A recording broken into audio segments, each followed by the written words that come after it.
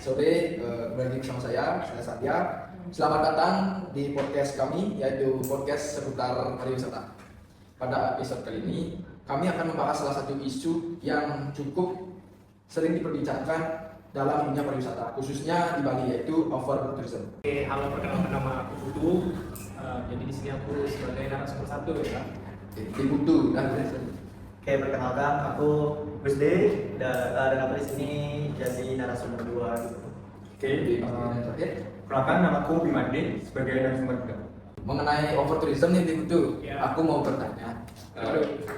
Banyak orang yang beranggapan bahwa semakin banyak wisatawan, maka semakin baik bagi perekonomian daerah di Bali khususnya. Namun mengapa justru muncul istilah overtourism itu? Apa yang sebenarnya terjadi di Bali dan dampak apa saja yang paling nyata dirasakan oleh masyarakat lokal akibat meningkatnya jumlah wisatawan di Bali? Itu betul. Itu boleh memberikan sudut pandang itu dan mungkin ada saran mengenai hal tersebut. Silakan begitu. Oke, ini sebenarnya pertanyaan yang sering dipertanyakan oleh beberapa masyarakat lokal di Bali. Kalau kita membahas overtourism, itu pasti kalau yang terbenak di otak kita pasti kan ini tuh hal negatif. Nah, memang hal itu banyak memberikan dampak negatif. Nah, dari pertanyaan tersebut, banyak orang beranggapan bahwa semakin banyak wisatawan yang datang, maka semakin bagus juga perekonomian daerah. Nah, ini tidak sepenuhnya benar ya, karena seperti yang kita tahu bahwa istilah overtourism itu merupakan suatu fenomena atau kondisi di mana para wisatawan yang datang ke suatu destinasi itu mencapai melebihi kapasitas. Nah, inilah yang harus kita concern ya, karena overtourism ini banyak memberikan dampak terhadap pariwisata di Bali ini. Nah, kalau kita geser kembali, pariwisata di Bali ini identik dengan pariwisata alam dan budayanya. Nah, kalau kita membahas alam, tentunya tidak jauh-jauh dari lingkungan. Nah, kalau kita membahas dampak lingkungan yang disebabkan oleh overtourism ini, pertama yang baru-baru inilah, yang dimana volume sampah di Bali di tahun ini makin meningkat akibat dari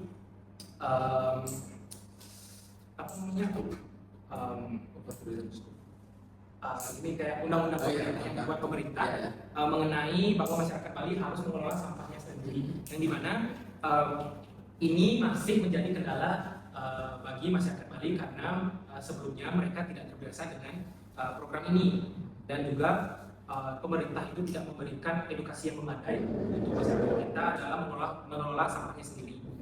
Lalu di sini juga kita harus tahu bahwa konsumsi air bersih pasti akan meningkat kalau kita membahas overtourism. Mengapa demikian? Karena kalau kita membahas overtourism di Bali ini, yang paling identik pasti di kawasan Bali Selatan. Nah, Bali Selatan ini kan banyak sekali hotel, villa dan juga homestay-nya, karena international airport-nya memang di kawasan Bali Selatan. Inilah yang mengakibatkan konsumsi air bersih itu meningkat.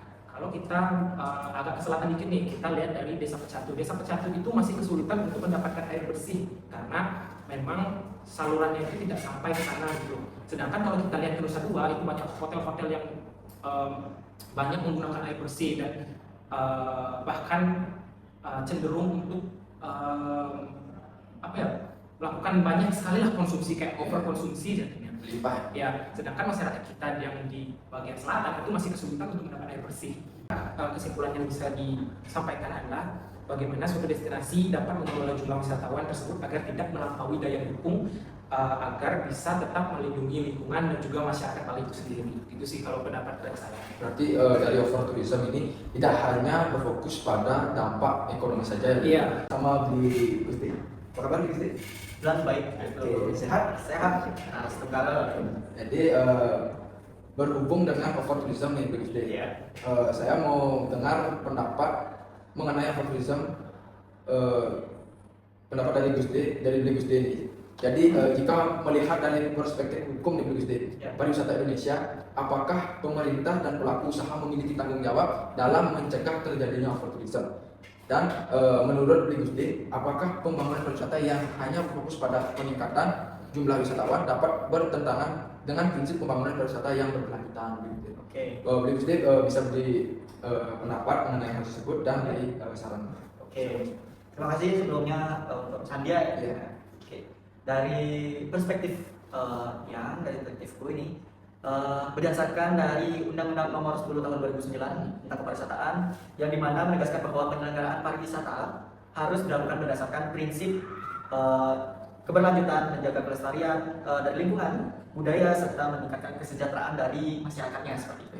Nah, jika berbicara tentang tanggung jawab, pastinya setiap pemangku wisata memiliki tanggung jawabnya masing-masing seperti itu, nggak cuma di pemerintah dan juga pelaku usaha saja seperti itu.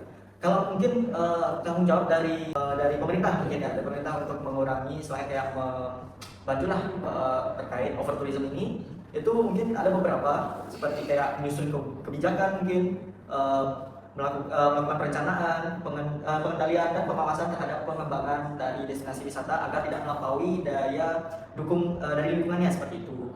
Nah, sementara jika berbicara tentang pelaku usaha, mungkin pelaku usaha itu walaupun kecil ya, tapi dia juga memiliki beberapa tanggung jawab dan terlibat juga dalam pariwisata seperti menjaga kelestarian lingkungan, itu menghormati budaya lokal serta memberikan manfaat bagi masyarakat sekitar seperti itu. Nah, overtourism itu memang dapat meningkatkan pertumbuhan ekonomi yang dibilang dalam jangka pendek lah istilahnya seperti itu. Tetapi kalau misalnya tidak dikelola dengan baik, manfaatnya juga sulit dipertahankan karena dampak negatifnya kayak istilahnya dampak negatifnya itu lebih besar nanti daripada dampak positifnya seperti itu, dimana dapat mengurangi daya saing dan keberlanjutan destinasinya, keberlanjutannya kayak istilahnya menghambatlah keberlanjutan dari destinasi wisatanya. Karena itu tujuan pembangunan dari pariwisata itu seharusnya bukan hanya meningkatkan jumlah dari wisatawannya aja, tetapi juga mengelolanya agar tetap sesuai dengan daya dukung destinasi dan prinsip pariwisata yang berkelanjutan seperti itu. Oke, jadi bisa dibilang overtourism ini pengelolaan wisata yang berkelanjutan, bukan hanya pilihan, tapi merupakan tanggung jawab hukum seluruh pemangku kepentingan agar manfaat pariwisata dapat dirasakan oleh generasi sekarang maupun generasi mendatang. Oke, terima kasih Gus. Menarik pendapat dari Gus. Kita lanjut ke Blimade ya. Saya mau nanya nih Blimade, dari sudut pandang Blimade, Global Code of Ethics for Tourism ini bagaimana seharusnya hubungan antara wisatawan, masyarakat lokal dan pelaku industri pariwisata dijaga agar tetap seimbang Blimade. Coba Blimade berikan pendapat ataupun saran mengenai hal tersebut. Oke, di mengenai GCET ya. Iya, GCET.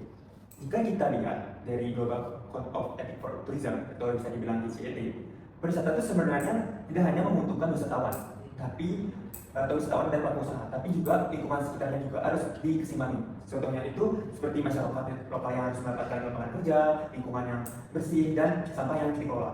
Kalau kita lihat sekarang kan, kalau misalnya dibilang overtourism kan nggak semua wilayah overtourism ya. Hanya satu pusat doang yang jadi kunci overtourism, tapi wilayah itu masih kayak sepi gitu loh. Contohnya tuh kayak Karangasem, Buleleng kayak gitu ya.